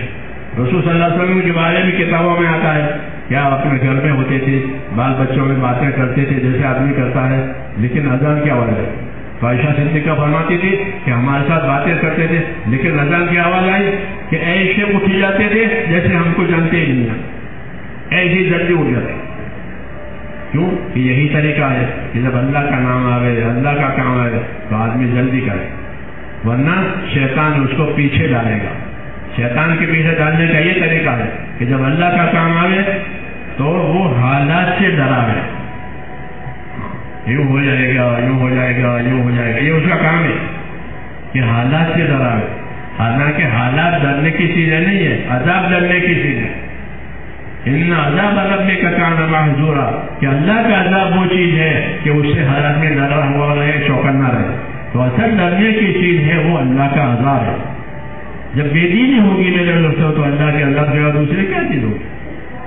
تو ڈرنے کی چیز حالات نہیں ہے، بلکہ اللہ حالات کو حالات سے بدلتے ہیں. جیسے رات کو دن سے بدلتے ہیں، دن کو رات سے بدلتے ہیں، ایسے ہی حالات یہ بدل جاتے ہیں. اور حالات زیادہ تر جو بگڑتے ہیں وہ بے دینی کی وجہ سے بگڑتے ہیں. بے دینی کی وجہ سے بگڑتے ہیں کہ بے دینی آئی، مجمع میں بے دینی آئی، ایک کی ٹوکی بے دینی نہیں، مجمع ماحول، تو اب اس کے حالات بگڑ جائیں گے. یعنی وہ چیزیں نمایاں ہوگی جو ہم کو پسند نہیں. اور اگر دینداری آئے تو اللہ تعالیٰ حالات کو بہتر بناتے. یہ اللہ کی بشارت ہے کہ ہم حالات کو جو بہتر بنائیں گے وہ دین ایمان سے بنائیں گے. یہ اللہ تعالیٰ کی طرف سے حکم دیا ہے ہم کو کہ جو لوگ ایمان لائیں گے، نیک اعمال کریں گے، ایسے لوگوں کو دنیا میں جینے کے لیے ہم پاک زندگی دیں گے. ومن عمل صالحا من ذکر او انثى وهو مؤمن فلنحيينه حیاة طیبہ. کہ جو لوگ ایمان لا کر اپنے اعمال بنا کر اخلاص کے ساتھ زندگی گزاریں گے، ایسے لوگوں کو دنیا میں جینے کے لیے ہم پاک زندگی دیں گے. حیات طیبہ، جینے کے لیے پاک زندگی دیں گے. بشارت ہے کہ وہ پریشانیوں سے پاک ہوگی، وہ گناہوں سے پاک ہوگی، وہ ہر گندگی سے پاک ہوگی. جیسے صحابہ کرام کی زندگی ہو گئی، ان کے بازبانوں کی زندگی ہو گئی. کہ زندگی میں کہ پہلے سب کچھ تھا، لڑکیوں کو بھی تعلق کرتے تھے، شراب بھی پیتے تھے، بہت کچھ کرتے تھے، وہ ساری چیزیں ختم ہو گئی اور حیات طیبہ ملی، پاک زندگی ملی، پاک زندگی مل گئی. بھائی ہو گئے اور اللہ کے بندے ہو گئے اور اللہ ان سے راضی ہو گئے. ہمارے سامنے وہی زندگی رکھی گئی ہے اس دعوت کے ذریعے سے کہ اگر اس زندگی پر آئے تو پھر ہمارے اندر بھی یہ بات پیدا ہوگی کہ ہماری زندگیوں میں پاکیزگی آئے گی، اندر یقین بنے گا سب سے پہلے اللہ کا، آخرت کا. اور یہی اصل ہے کہ زندگی میں اللہ اور آخرت والا یقین آئے کہ اللہ ہی اصل ہے اور آخرت ہی اصل ٹھکانا ہے. اگر اللہ راضی ہو گیا اور آخرت بن گئی کہ پھر سب کچھ. یہ اصل ہے میرے دوستوں. صحابہ کرام کی زندگی میں یہ بات ملتی تھی کہ وہ حضرات فرماتے تھے کہ انما ہممنا الآخرہ، کہ ہمارے عزائم، ہمارے ارادے تو بس آخرت بنانے کے، کہ ہم کو اللہ نے آخرت کے لیے پیدا کیا ہے اور ہم آخرت میں جا ہی رہے ہیں، اس لیے اپنی زندگی آخرت والی بناؤ. تو آخرت والی زندگی بنانے کے لیے ہم کو اسباب دیے کہ اپنے ایمان میں ترقی کرو. جتنی ایمان کی دعوت دی جائے گی، جتنی ایمان کی محنت کی جائے گی، جتنی ایمانی باتیں چھوڑی جائے گی، ایمان ترقی کرے گا. ایمان کی ترقی سے کیا ہوگا؟ کہ ایمان کی ترقی سے یہ ہوگا کہ اندر اللہ تعالیٰ کا ایک خوف پیدا ہوتا ہے. ہاں خصوصاً اللہ کے راستے میں اس محنت کے ساتھ پھرنے سے، اس محنت کے ساتھ پھریں گے اندر اللہ تعالیٰ ایک خاص قسم کا اپنا خوف پیدا کرتے. صحابہ کرام کو وہ خوف ملا تھا، اس خوف کی وجہ سے زندگی صاف ہو گئی، پاک ہو گئی، حقوق کے وہ حقوق ادا ہو گئے، اور جو اللہ کی طرف سے ذمہ داریاں آتی تھی اس کو بڑھ چڑھ کر کے وہ ادا کرتے کہ میں اللہ کے ساتھ اللہ کے اس کام کو میں سب سے پہلے کروں، بڑھ چڑھ کر کرتے تھے. انہم کانوا یسارعون فی الخیرات، اللہ کے نیک بندوں کی صفت ہے کہ وہ نیک کاموں میں ایک دوسرے سے آگے بڑھتے تھے. تو صحابہ کرام نے میرے دوستوں اس کام کو لیے اپنا تو آگے بڑھایا اور اپنے دین پر اپنے آپ کو قائم رکھ کر کے بھی بتایا اور دین کی مدد کر کے بھی بنایا. دونوں کام کیے، اپنے دین پر استقامت اور پابندی بنائی. ہاں کہ جتنے بھی تقاضے آئے صحابہ کرام پر مدینہ منورہ کی زندگی میں سارے تقاضے انہوں نے پورے کیے. فقر و فاقہ میں، تنگی میں وہ سارے تقاضے پورے. نکلنے کا وقت آیا تو نکلے، اور خدمت اور مال لگانے کا ان کی ذمہ داری آئی تو خدمت بھی کی، مال بھی لگایا اندر رہ کر کے، اور باہر جانے کا تقاضا ہوا تو باہر بھی گئے. تو کیا اس کی وجہ سے وہ مر گئے؟ نہیں، بلکہ وہ ایک دور تھا قربانیوں کا. جب قربانیوں کا دور پورا ہو جاتا ہے تو برکتوں کا دور آتا ہے. انہوں نے قربانیاں دی اور جتنی قربانیاں اللہ تعالیٰ کو منظور تھی وہ پوری ہو گئی. جب پوری ہو گئی تو اب قربانیوں کے بعد برکتوں کا دور آتا ہے کہ اللہ اس قربانیوں کی برکتیں دے گا. چنانچہ انہوں نے قربانیاں بھی دی، نصرت بھی کی. انصار مدینہ نے نصرت کی، نصرت کی وجہ سے پھر اللہ تعالیٰ نے ان کو برکتیں دی. ہاں زیادہ عرصہ نہیں گزرا، تھوڑے ہی عرصے میں حالات بدل گئے. عبداللہ ابن عمر فرماتے تھے کہ 7 سال تنگی کے رہے مدینہ جانے کے بعد، 7 برس.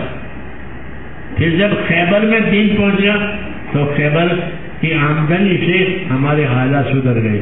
تو 6-7 سال تنگی کے رہے. تو 6 سال تنگی کے رہے، ہم دیکھو ہمارے کتنے سال گزر گئے پریشانیوں میں کہ 6-7 سال بس.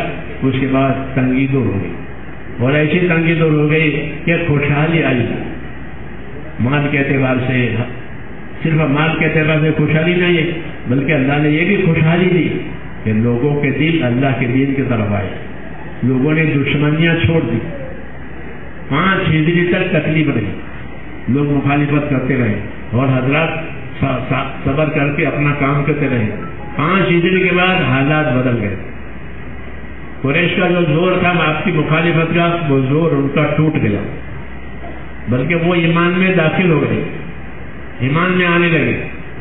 پھر 6 سال میں، 6 سال میں ان کے ساتھ چھولے ہو گئی. جی ہاں، ایک خیبر تھا یہودیوں کا، وہ وہاں سے شرارت کرتے تھے. 7ویں سال میں اللہ نے ان کی طاقت بھی توڑ دی اور ان کا جو نفع تھا وہ آنا شروع ہو گیا. تو جتنی تکلیفیں تھی، دشواریاں، وہ ایک ایک کر کے ختم ہو گئی اور سارا ماحول ایمان اور دین کا بن گیا. میرے دوستوں، یہاں تک کہ 8 ہجری میں حضور صلی اللہ علیہ وسلم کے ہاتھ میں کعبے کی چابی آ گئی، دین پہنچ گیا. تو تھوڑی تکلیف رہی لیکن اللہ تعالیٰ نے کامیابی دے دی. پھر بھائی ہو گئے سب. ہاں سب سے بڑا انعام یہ ہوا کہ بھائی ہو گئے. جو دشمن تھے انہوں نے دشمنیاں چھوڑ دی. ابو جہل ہوا، یہ تو تھی ضدی. جو ضدی ہوئے وہ ناکام ہوتے ہمیشہ، ہر زمانے میں. جو ضد پر رہے گا وہ نامراد بنے گا، جو ضد پر رہے گا وہ نامراد بنے گا. وخاب كل جبار عنید، کہ جتنے ضدی ہیں وہ تو نامراد ہونے ہی والے. آج بھی وہی بات کہ جو اپنی ضد پر رہے گا اسے کچھ مت کہو، وہ نامراد بننے والا ہے. پکی بات ہے. ہاں آج تک نہیں، ہمیشہ کے لیے. ہاں بکل جبار نہیں. اور جس نے اپنی ضد چھوڑ دی اور اللہ کی طرف اپنے آپ کو جھکایا تو اللہ اس کو نوازے گا. ہاں اللہ اس کو نوازے گا، اس کی صلاحیتوں کو اللہ دین پر لگائے گا اور اپنے انعامات سے سرفراز کروائے گا. صحابہ کی زندگی میں یہ بات ملتی ہے. حضرت خالد رضی اللہ عنہ حضور کے بہت مخالف تھے. ہاں خالد کا خاندان ابو جہل کا ایک ہی خاندان ہے، ایک ہی خاندان ہے، بنی مخزوم. یہ بہت شدید تھے لیکن ابو جہل تو ضدی ہوا، اس کو تو راستہ نہیں ملا، وہ تو نامراد ہوا. خالد سمجھدار تھے، ضدی نہیں تھے. اور نبی یہی چاہتا ہے کہ ہر آدمی کی صلاحیت دین پر لگے، چاہے وہ مخالفت ہی کیوں نہ کرتا ہو. آج بھی یہی چادر ہے کہ کوئی ہمارا مخالف ہے کہ ہو گئے، مگر ہم تو اس کی صلاحیت کو دین پر لانا چاہتے ہیں کہ وہ اللہ کا بندہ بنے، اللہ کے دین کا کام کرے، اپنی آخرت بناوے، مسلمانوں سے ہمدردی کرے. ہاں ہم کسی کی برائی نہیں چاہتے، نبی کسی کی برائی نہیں چاہتے. تو حضرت خالد مخالف بہت تھے، لیکن حضور صلی اللہ علیہ وسلم ان کی بھلائی چاہتے تھے. یہ اتنی صلاحیت والا آدمی ہے، اتنا سمجھدار آدمی ہے، یہ اپنی صلاحیت کو ہمارے ساتھ کیوں نہیں لگاتا؟ اگر یہ اپنی صلاحیت کو ہمارے ساتھ لگاوے تو ہم تو اس کی قدر کریں. یہ فرمایا. جب خالد کو یہ بات پہنچی تو وہ متاثر ہو گئے کہ اچھا میرے بارے میں یہ کہہ رہے ہیں، میں تو ان کا دشمن بنا ہوں کہ تم دشمن ہو، نبی دشمن نہیں ہوتا. آج بھی یہی باتیں ہیں کہ دین کے ذریعے سے ہر مسلمان کی خیر خواہی چاہیے جاتی ہے کہ اس کی صلاحیت حق پر لگے، اس کی آخرت بنے، اس کا دین بنے اور وہ دوسروں کے لیے خیر کا ذریعہ بنے. اس لیے کہ حدیث شریف میں ہے کہ طوبیٰ لعبد جعلہ اللہ مفتاحا للخیر ومغلاقا للشر. خوش نصیب ہے وہ بندہ کہ جس کو اللہ خیر کے پھیلنے کا ذریعہ بناوے، شر کے مٹنے کا ذریعہ بناوے، وہ خوش نصیب ہے. تو یہی تو خوش نصیبی کا کام ہے میرے دوستوں کہ ایک ایک آدمی اگر اس راستے پر چلتا ہے تو اس کے ذریعے سے پورے کے پورا علاقے متوجہ ہو جاتے ہیں، پورے کے پورے ضلع متوجہ ہوتا ہے. ایک زمان 4 مہینے کسی ضلع میں کام کرتی ہے، اس ضلع میں کام اٹھ جاتا ہے، وہاں کی مسجدیں آباد ہو جاتی ہے. ہاں وہاں کے مدرسے آباد ہو جاتے ہیں، وہاں کے لوگوں میں زندہ ہو جاتی ہے. کام میں اتنی تاثیر ہے آج بھی. جیسے میں نے آپ نے کہا نا انڈونیشیا میں ہم 70 دن رہے، کل 70 دن، فضا بدل گئی. یہ کیوں؟ ہماری وجہ سے نہیں بلکہ کام میں اثر ہے. اس لیے ہم اپنے بھائیوں سے یہ درخواست کرتے ہیں کہ کام کو کام بناؤ، سن کر کے چھوڑ دینا یہ اچھی بات نہیں. آج ہماری عادت ہو گئی ہے کہ سن کے چھوڑ دو، ٹیپ کر لو اور اس کو دنیا میں ریلے کرو. یہ کوئی فائدہ، یہ رواج ہے، یہ رواج ہے. مولانا یوسف صاحب فرماتے تھے کہ دین تو دینوں میں اترنا چاہیے. جیسے دوا، آنکھ کی دوا آنکھ میں جانی چاہیے، کان کی دوا کان میں جانی چاہیے تو فائدہ ہوگا. اور دین کہاں جانا چاہیے؟ کہ دلوں میں، کہ دلوں میں اللہ کا خوف آوے، دلوں میں آخرت کی فکر آوے، دلوں میں رسول صلی اللہ علیہ وسلم کی سنتوں کی محبت آوے کہ آپ کی سنتوں میں کیا برکتیں ہیں، آپ کے اتباع میں کیا برکتیں ہیں، اس کی محبت دلوں میں. یہ اس وقت ہوگا میرے دوستوں جب ہم اس کی محنت کریں گے. اگر گھر میں بیٹھے رہیں گے یا اپنے کاروبار میں بیٹھے رہیں گے تو جو ہے وہ بھی ختم ہو جائے گی. ہاں جو ہے وہ بھی روز بروز کمزور ہوگا. اس لیے اس امت کو حضور صلی اللہ علیہ وسلم نے حرکت دی ہے. امت کو بیٹھنے کے لیے نہیں کہا بلکہ امت کو حرکت دی ہے. اور امت کی زندگی ایسی بنائی ہے جیسے چکی ہوتی ہے کہ چکی جب تک حرکت نہ کرے فائدہ نہیں ہوگا. چکی حرکت کرے تو آٹا باہر آئے گا. ہاں کہ دانے ڈالو اور چکی حرکت. اس طرح حضور صلی اللہ علیہ وسلم نے میرے دوستوں امت کو حرکت دی ہے. یہ بہترین امت ہے، ان کے پاس سچا دین ہے. اب اس سچے دین کو لے کر کے اپنی زندگی میں بھی حرکت کریں. ہاں پہلے ہی دن سے حرکت سکھائی ہے. پہلے حضور صلی اللہ علیہ وسلم حرکت کرتے تھے اور کوئی نہیں تھا، اکیلے تھے. آپ بازاروں میں پھرتے تھے. من یاوینی من ینصرنی حتی ابلغ رسالۃ ربی ولہ الجنہ. یا ولد کون میرا ساتھ دے گا، کون میرا مددگار بنے گا، میں اللہ کا دین پہنچاؤں گا اور اللہ اس کو جنت دے گا جو میرا ساتھ دے گا. اس طرح اپنی بات کہہ کر کے ساتھ مانگتے. آج بھی یہی بات کہ اللہ کے دین کی بات کر کے آپ سے ساتھ مانگا جاتا. اس امت کے ذمے ہے کہ اپنے دین کی مددگار بنے. جیسے میں نے شروع میں کہا تھا کہ امت کے ذمے ہے کہ اپنے دین پر قائم رہے، جو اللہ کے فرائض ہیں اس کو ادا کرے، جو اللہ نے حرام کیا ہے اپنے آپ کو حرام سے بچا لے. حرام سے بچنا، فرائض پر قائم ہونا یہ تو اصل دین ہے. لیکن اس کے لیے یقین چاہیے. جتنی ایمان کی طاقت ہوگی اتنے فرائض اچھے ادا ہوں گے، حرام سے بچنے کی طاقت پیدا ہوگی. ایمان کمزور ہے تو حرام سے بچنا مشکل ہے. اس لیے کہ حرام میٹھا ہے اور حرام بہت ہے. حرام بہت، حلال تھوڑا اور حلال کڑوا. حلال کڑوا ہوتا ہے، حلال کمانا مشکل ہوتا ہے. اس لیے طبیعتیں حرام کی طرف چلے گی اور جب زندگی میں حرام داخل ہو جائے گا پھر اللہ کی مدد رک جائے گی. پکی بات کہ زندگی میں حرام داخل ہوگا، کھانے میں، کمانے میں، دوسرے کاموں میں، کیا مدد نہیں آئے گی حرام کے ساتھ. اس لیے حرام سے بچنے کے لیے تقویٰ چاہیے. حرام سے بچنے کے لیے تقویٰ چاہیے. اس کام سے تقویٰ پیدا ہوتا ہے. 4 مہینے صحیح لگا لے پھر دیکھ لے. ہاں یہ کوئی چیلنج کی گارنٹی کی بات نہیں ہے بلکہ وعدے کی بات ہے کہ 4 مہینے صحیح لگا لے پھر دیکھو زندگی کی حالت کیسی ہوتی ہے. اللہ سے کیسا تعلق, رسول سے کیسا تعلق, عبادت سے کیسا تعلق, کاروبار سے کیسا تعلق, زندگی صاف ستھری ہو جائے گی. ہاں کیوں کہ اندر ایمان یقین صاف ہوا ہے, آخرت کی فکر آئی ہے, سنتوں کی محبت آئی ہے. اللہ کے راستے میں دیکھ کر تو سنتوں پر عمل کیا جاتا ہے, سنتوں پر عمل کرنے کی دعوت دی جاتی ہے, سنتیں سکھائی جاتی ہے. تو یہ ساری خیر پیدا ہوتی ہے. اس لیے راستے کھلتے ہیں عملوں کے. والذین جاہدوا فینا لنہدینہم سبلنا, جو ہمارے راستے کی محنتیں کریں گے ہم ان کو رہبری کریں گے. کس کی؟ کہ ہمارے راستوں کی رہبری کر لگ. تو اللہ کے راستوں سے کیا مراد ہے؟ کہ اللہ تعالیٰ جنت والے اعمال کی طرف رہبری کرے گا. محنت کرنے کی وجہ سے زندگی میں وہ اعمال قائم ہوں گے جو اعمال ان کو جنت میں لے جائے. ہاں اتنی طاقت پیدا ہوگی, اتنی طاقت پیدا ہوگی. بلکہ جو اعمال چھوٹ گئے ہیں پہلے وہ عملوں کو بھی لوگ پورا کرتے. ہم نے ایسے لوگوں کو دیکھا ہے کہ اللہ کے راستے میں نکلنے کے بعد اپنی چھوٹی ہوئی نمازیں پڑھی. کہ کتنی نمازیں کہ 20 سال کی نماز چھوٹی ہوئی ہے بہت سے. کیونکہ ایسے بہت لوگ ہیں, ایسے بہت کم لوگ ہیں کہ جن کی بالغ ہونے کے بعد ایک نماز بھی چھوٹی نہ ہو, صاحب ترتیب حضور ہے. ایسے لوگ بہت کم ہیں کہ بھائی بالغ ہونے کے بعد ہماری کوئی نماز فوت نہیں ہوئی, اس کو صاحب ترتیب کہتے ہیں. ایسے بہت کم ہیں, نہ ہونے کے برابر ہے. ہاں یہاں بھی جماعتوں میں جو لوگ ہیں ان کی بھی بہت نمازیں باقی ہیں, بہتوں کے روزے باقی ہیں, بہتوں کی زکاتیں باقی ہیں, ان کے فرائض باقی ہیں. لیکن اتنا خوف نہیں پیدا ہوا کہ وہ اس کو ادا کرے.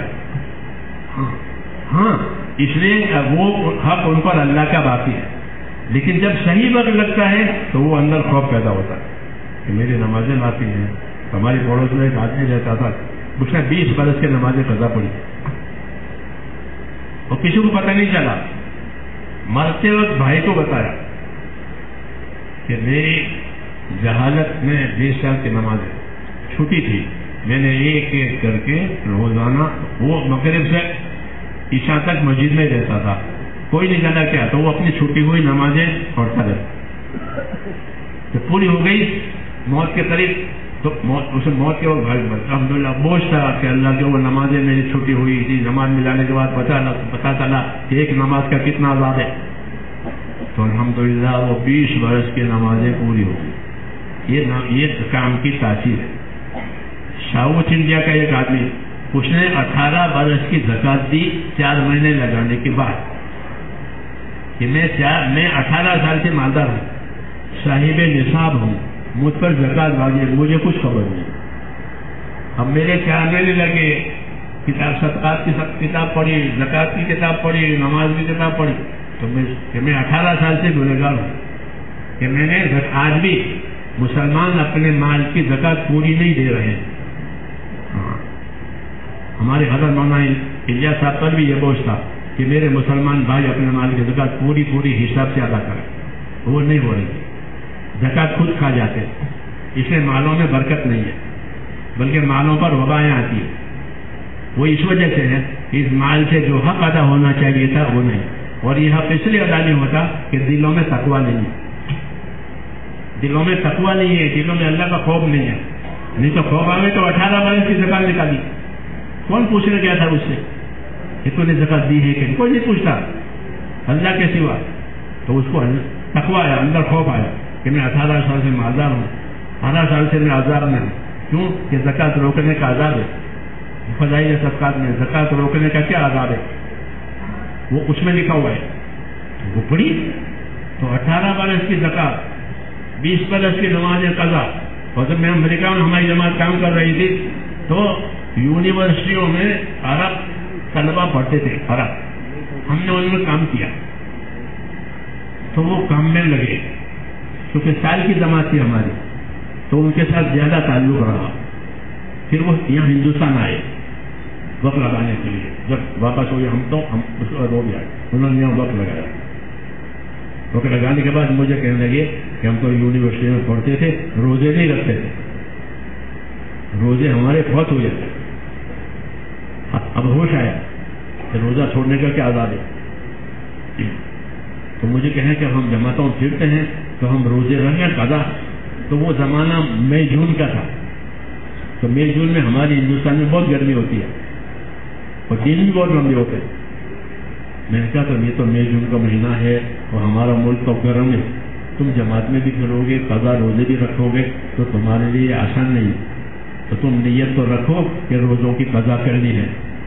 ابھی تم برداشت نہیں کر سکو گے جماعت کا سفر اور روزے کی قضا آسان نہیں ہے، لیکن تم بعد میں جا کر کے اپنے روزوں کی قضا کر لینا. ابھی تو جماعت میں وقت لگاؤ، ہمارا ملک گرم ہے. تو ان کو روزوں کی قضا کی فکر ہو گئی، جو یونیورسٹی میں پڑھتے ہوئے روزے برباد ہوئے. یہ کیوں؟ کہ اس کام سے اندر تقویٰ پیدا ہوتا ہے، اندر خدا کا خوف پیدا